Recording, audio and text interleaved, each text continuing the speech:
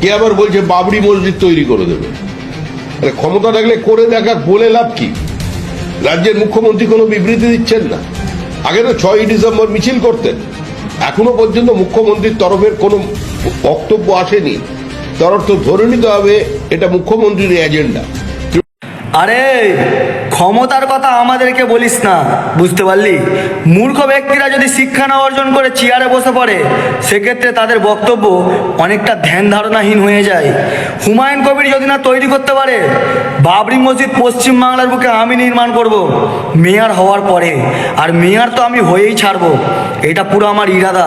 আর আমার লক্ষ্য একটাই, পশ্চিমবঙ্গের মেয়রের চেয়ারে আমি বসবো হার হালাতে, ঠিক আছে? হার হালাতে।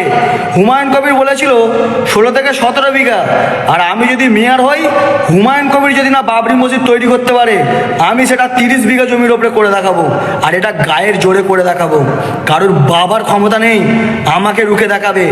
বাবরি মসজিদের প্রতিষ্ঠান পশ্চিমবঙ্গের বুকে যদি না হুমায়ুন কবির করতে পারে, এই মিনাজ কথা দিচ্ছে পুরো সোশ্যাল মিডিয়াতে, যেদিনকে মেয়রের চেয়ারে আমি বসবো 30 বিঘা জমির ওপরে বাবরি মসজিদের প্রতিষ্ঠান, এই মিনাজ শিলান্যাস করে দেখাবে।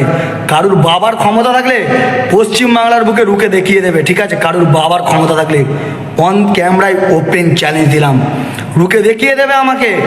যেদিনকে আমি মেয়রের চেয়ারে বসবো 30 বিঘা জমির ওপরে বাবরি মসজিদ করব, কারুর বাবার ক্ষমতা থাকলে রুখে দেখা। যে রাস্তা দিয়ে আসবে সেই রাস্তায় দাফন করে দেওয়া হবে বিনা কাফনে, বুঝতে পারলি? যে রুখতে আসবে, যে রাস্তা দিয়ে আসবে সেই রাস্তায় দাফন করে দেবো বিনা কাফনে, বুঝতে পারলি? তাহলে আসি, ভালো থাক।